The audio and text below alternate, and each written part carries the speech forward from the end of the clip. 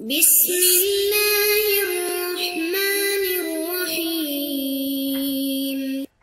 الحمدللہ رب العالمین والصلاة والسلام علی اشرف الانبیاء والمرسلین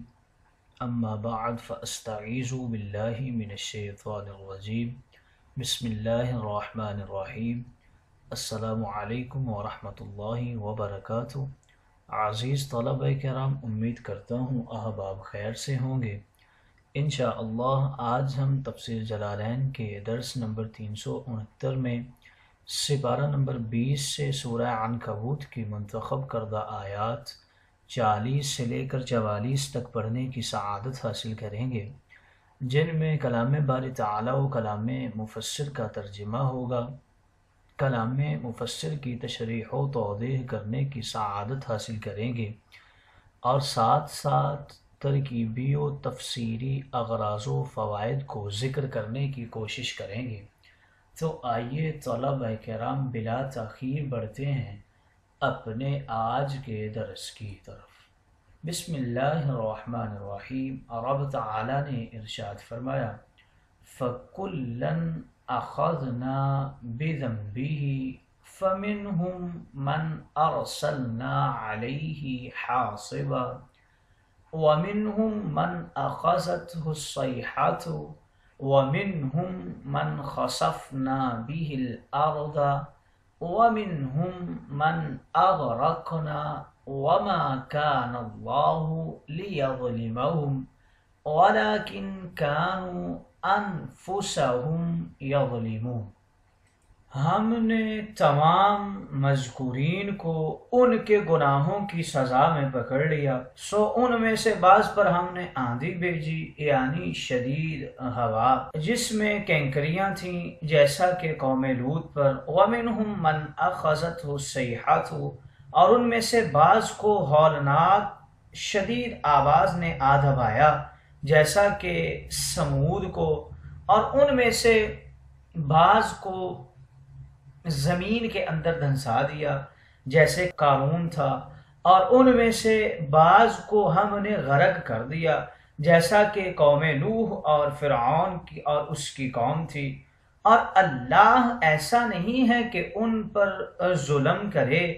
کہ بغیر جرم کے انہیں سزا دے دے، لیکن وہ خود ہی جرم کا ارتکاب کر کے اپنے اوپر ظلم کیا کرتے تھے۔ مثل الذین اتخذوا من دون اللہ اولیاء کمثل العنکبوت، جن لوگوں نے اللہ کے سوا اور کارساز بنا رکھے ہیں یعنی بت جن سے وہ نفع کی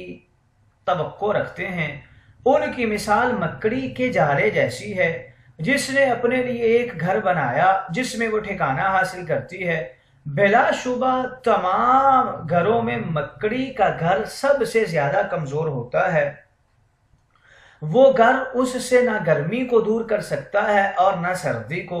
اسی طرح بت ہیں کہ اپنی پوجا پاٹ کرنے والوں کو نفع نہیں پہنچا سکتے۔ اگر یہ لوگ اس حقیقت کو جان لیتے تو ان بتوں کی کبھی بھی بندگی نہ کرتے۔ اللہ رب العزت بلا شبہ ان تمام چیزوں کو جانتا ہے جس کی اس کے سوا یہ بندگی کرتے ہیں۔ یدعون کے حوالے سے بتا رہے ہیں کہ یہ یا اور تا دونوں طرح اسے پڑھا گیا ہے۔ وَهُوَ الْعَزِيزُ الْحَكِيمُ، اور وہی ذات ہے جو اپنے ملک میں غالب ہے اور اپنی صنعت میں حکمت والا ہے۔ وَتِلْكَ الْأَمْثَالُ نَضْرِبُهَا لِلنَّاسِ وَمَا يَعْقِلُهَا إِلَّا الْعَالِمُونَ، اور ہم نے ان قرآنی مثالوں کو لوگوں کے لیے بیان کیا ہے اور ان مثالوں کو بس غور و فکر کرنے والے عالم ہی سمجھتے ہیں۔ خلق اللہ السماوات والارض بالحق، اللہ رب العزت نے زمینوں اور آسمانوں کو حق یعنی بامقصد پیدا فرمایا ہے۔ بلا شبہ اس میں مومنین کے لیے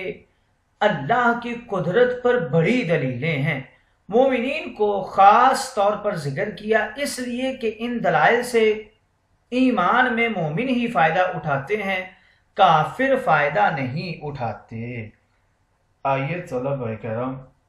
ترجمہ کے بعد بڑھتے ہیں آج کے درس کی تشریح و توضیح کی طرف۔ رب تعالیٰ نے ارشاد فرمایا، ہم نے ہر ایک سرکش کی اس کی سرکشی پر گرفت کی تو ہم نے ان میں سے بعض پر پتھر برسائے اور ان میں سے بعض کو ایک ہولناک چنگار نے پکڑ لیا اور ان میں سے بعض کو ہم نے زمین میں دھنسا دیا اور ان میں سے بعض کو ہم نے غرق کر دیا، اور اللہ ان پر ظلم کرنے والا نہیں تھا لیکن وہ خود اپنی جانوں پر ظلم کرنے والے تھے۔ جن لوگوں نے اللہ کو چھوڑ کر اپنے اور مددگار بنا لیے ان کی مثال مکڑی کی طرح ہے جس نے جالوں کا گھر بنایا، اور بے شک سب سے کمزور گھر ضرور مکڑی کا گھر ہے، کاش یہ لوگ جان لیتے۔ اس سے پہلے اللہ رب العزت نے تفصیلاً بیان فرمایا کہ اللہ تعالیٰ نے ہر امت کے پاس اپنے اپنے رسول بھیجے، اور جب انہوں نے اس کے رسولوں کی نافرمانی کی اور ان کے پہنچائے ہوئے پیغام کی تکذیب کی تو اللہ نے ان پر طرح طرح کے عذاب نازل کیے۔ یہ آیت اور اس کے بعد والی آیتیں ان آیات سابقہ کا خلاصہ ہیں جو اس صورت میں اس سے پہلی صورتوں میں کافروں اور منکروں پر عذاب کرنے کے سلسلے میں بیان فرمائی ہیں۔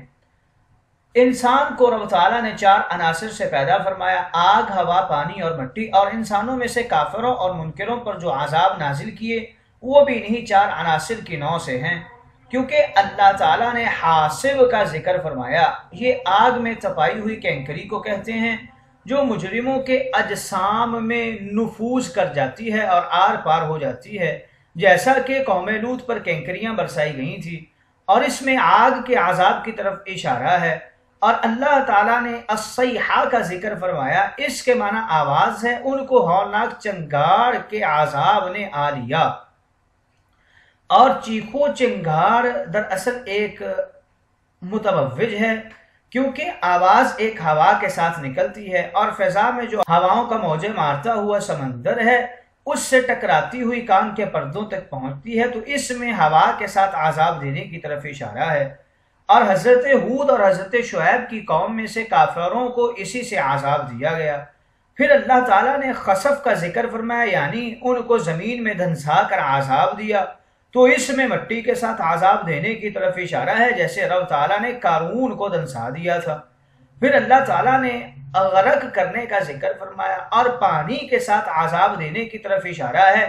جس طرح حضرت نوح کی قوم سے کافروں اور منکروں کو طوفان میں غرق کر دیا اور فرعون اور اس کی قوم کو دریا میں غرق کر دیا۔ اللہ تعالیٰ نے انسان کو عناصر اربع سے پیدا فرمایا اور ان میں سے ہر عنصر اس کے وجود اور اس کی بقا کا سبب تھا۔ پھر انہی عناصر اربع میں سے ہر عنصر کے ساتھ اس کو فنا کے گھاٹ میں اتار دیا، اور جس چیز کو اس کے وجود کا سبب بنایا تھا اسی چیز کو اس کے عدم کا سبب بنا دیا، تاکہ ظاہر ہو جائے کوئی اپنی ذات میں مؤثر نہیں ہے، مؤثر حقیقی صرف اللہ رب العزت کی ذات ہے۔ پھر رب تعالیٰ نے آگے ارشاد فرمایا، اور اللہ ان پر ظلم کرنے والا نہیں تھا بلکہ یہ تو خود اپنی جانوں پر ظلم کرنے والے تھے، یعنی اللہ تعالیٰ نے ان پر عذاب نازل کر کے ان پر ظلم نہیں کیا، خود انہوں نے شرک کر کے اپنی جانوں کو عذاب کا مستحق بنایا۔ اللہ نے تو فرمایا تھا وَلَقَدْ كَرَّمْنَا بَنِي آدَمَ، ہم نے تو بنو آدم کو عزت دی ہے۔ اس نے انسان کو احسن التقویم میں پیدا کیا، اپنے ہاتھوں سے اپنی صورت کے موافق اس کی صورت بنائی، اس کو اشرف المخلوقات اور زمین میں اپنا نائب اور خلیفہ بنایا، اور انسان کے سر پر عزت اور کرامت کا تاج رکھا۔ لہذا رب تعالیٰ کیسے انسان کو عذاب دے سکتا ہے؟ آگے اللہ رب العزت نے ارشاد فرمایا، جن لوگوں نے اللہ کو چھوڑ کر اور مددگار بنا لیے ان کی مثال ایسے ہی ہے جیسے مکڑی کا گھر ہوتا ہے، بے شک سب سے کمزور گھر مکڑی کا ہی گھر ہوتا ہے۔ اس سے پہلی آیت میں اللہ رب العزت نے بیان فرمایا کہ جن لوگوں نے دنیا میں شرک کیا اور اس کے نبیوں اور رسولوں کی تکذیب کی اور اسی پر اصرار کرتے رہے تو اللہ نے ان پر آسمانی عذاب بھیجا، اور جن باطل خداؤں کو اللہ کا شریک قرار دیتے تھے ان کو اپنا مددگار اور کارساز سمجھتے تھے، جن کے متعلق ان کا عقیدہ تھا کہ وہ ان کو ہر قسم کے ضرر سے بچا لیں گے، وہ ان کے کسی کام نہ آ سکے اور وہ لوگ اللہ کے عذاب سے ہلاک ہو گئے۔ اس سے واضح ہو گیا کہ مشرکین نے اللہ تعالیٰ کو چھوڑ کر جو اور معبود بنا رکھے ہیں وہ بالکل بے بس اور لاچار ہیں، وہ کسی کے بھی کام نہیں آ سکتے۔ اس آیت میں اللہ تعالیٰ نے اسی چیز کو مثال کے ساتھ واضح کیا ہے کہ مشرکین کے خود ساختہ مددگار تو مکڑی کے جالوں کی طرح کمزور ہیں، وہ کسی کے کام نہیں آ سکتے۔ آگے اللہ رب العزت نے ارشاد فرمایا، بے شک یہ لوگ جو اللہ کو چھوڑ کر جن کی عبادت کرتے ہیں اللہ انہیں خوب جانتا ہے اور وہ بہت غالب اور بڑی حکمت والا ہے۔ وَتِلْكَ الْأَمْثَالُ نَضْرِبُهَا لِلنَّاسِ وَمَا يَعْقِلُهَا إِلَّا الْعَالِمُونَ، اور ہم لوگوں کے لیے ان مثالوں کو بیان فرماتے ہیں اور ان مثالوں کو صرف علماء ہی سمجھتے ہیں۔ اللہ نے زمینوں اور آسمانوں کو حق کے ساتھ پیدا فرمایا، بے شک اس میں مومنوں کے لیے ضرور نشانی ہے۔ اس سے پہلی آیات میں اللہ رب العزت نے مشرکین کے معبودوں کو مکڑی کے جالے سے تشبیہ دی تھی، تو مشرکین یہ کہہ سکتے تھے کہ در حقیقت ہم اپنے ہاتھوں سے بنائی ہوئی پتھر کی مورتیوں کی عبادت نہیں کرتے، بلکہ ہم در حقیقت ان کی عبادت کرتے ہیں جن کی ہم نے صورتیں بنائی ہیں۔ یہ صورتیں پچھلے زمانے کے نیک لوگوں اور ستاروں کی ہیں جو نفع اور ضرر اور خیر و شر کے مالک ہیں، اور ہم انہی کی عبادت کرتے ہیں۔ تو اللہ رب العزت نے ان کا رد فرمایا اور فرمایا کہ بے شک یہ لوگ اللہ کو چھوڑ کر جن کی بھی عبادت کرتے ہیں اللہ انہیں خوب جانتا ہے۔ پچھلے زمانے کے نیک لوگ اللہ کی مخلوق اور اس کے بندے تھے، وہ موحد تھے، اللہ کے سوا کسی کو مستحق عبادت نہیں گردانتے تھے۔ اللہ تعالیٰ نے ان کو عزت اور وجاہت عطا فرمائی، لیکن ان کو نفع اور ضرر اور خیر و شر کا مالک نہیں بنایا تھا۔ پھر فرمایا کہ وَتِلْكَ الْأَمْثَالُ نَضْرِبُهَا لِلنَّاسِ، اور ہم لوگوں کے لیے ان مثالوں کو بیان فرماتے ہیں۔ مشرکین نے یہ اعتراض کیا کہ اللہ تعالیٰ آسمانوں اور زمینوں کا خالق ہے، تو مچھر مکھی اور مکڑی ایسی چھوٹی حقیر اور بے بکات چیزوں کی مثالیں دینا اسے کب زیب دیتا ہے؟ اس کا جواب یہ ہے کہ مثال میں مثال دینے والے کی نہیں، بلکہ جس چیز کی مثال دی جائے اس کی رعایت کی جاتی ہے۔ اگر کسی عظیم چیز کی مثال دی جائے تو عظیم چیز کا ذکر کیا جائے گا، اور اگر کسی حقیر چیز کی مثال دی جائے تو حقیر چیز کا ذکر کیا جائے گا۔ مثلاً کوئی شخص کسی کی غیبت کر رہا ہو تو کہا جائے گا تم مردار کا گوشت کھا رہے ہو۔ اس قول میں غائب شخص کو مردے کے ساتھ تشبیہ دی ہے، کیونکہ جس طرح مردہ کسی کی بات نہیں سنتا، نہ سمجھتا ہے، نہ اس کی بات کا جواب دے سکتا ہے، اسی طرح تم جس غیر موجود اور غائب شخص کا بیان کر رہے ہو عیب، وہ تو ایسے ہی ہے، نہ تمہاری بات کو سن رہا ہے، نہ سمجھ رہا ہے، اور نہ اس بات کا جواب دے رہا ہے، وہ تو ایک مردے کی طرح ہے اور تم اس کا گوشت کھا رہے ہو۔ آگے فرمایا وَمَا يَعْقِلُهَا إِلَّا الْعَالِمُونَ، ان مثالوں کو صرف علماء ہی سمجھتے ہیں۔ اللہ تعالیٰ نے غیر اللہ کی عبادت کرنے کو اور اس کو اپنا مددگار بنانے کو تار عنکبوت کی طرح کمزور اور ناپائیدار قرار دیا ہے، اور اہل علم ہی جان سکتے ہیں کہ یہ جہاں خود سے نہیں بن گیا، اس کا کوئی خالق ضرور ہے، اور تمام جہانوں میں صرف ایک نظام کا جاری ہونا یہ بتاتا ہے کہ اس کا ناظم واحد ہے، اور وہ خالق اور ناظم واجب اور قدیم ہے۔